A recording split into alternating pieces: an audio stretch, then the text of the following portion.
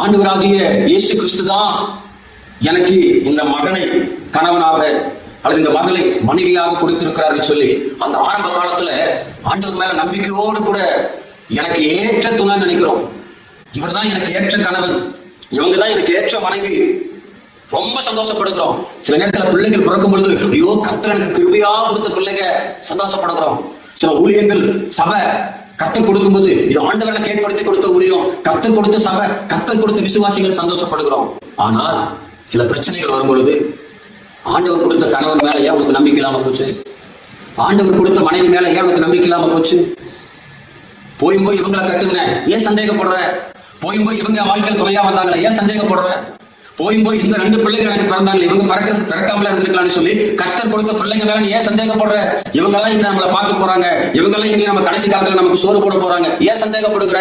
சபையில சில பிரச்சனைகள் போராட்டங்கள் வரும் பொழுது இதெல்லாம் ஒரு சபையா, இதெல்லாம் ஒரு ஊழியமா, கம்முனிக்கு வந்ததுக்கு நம்ம வேற சபையில இருந்திருக்கலாமே, வேற மக்களோடு இருந்திருக்கலாமே, வேற விசுவாசிகளோடு இருந்திருக்கலாமே ஏன் சந்தேகப்படுகிற. சில போராட்டம் வரும் பொழுது, நெருக்கம் வரும் பொழுது உன் நம்பிக்கை எங்க?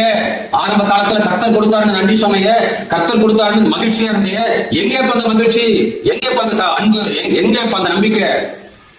ஆண்டவர் சொல்லுகிறார் எங்கே விசுவாசம்?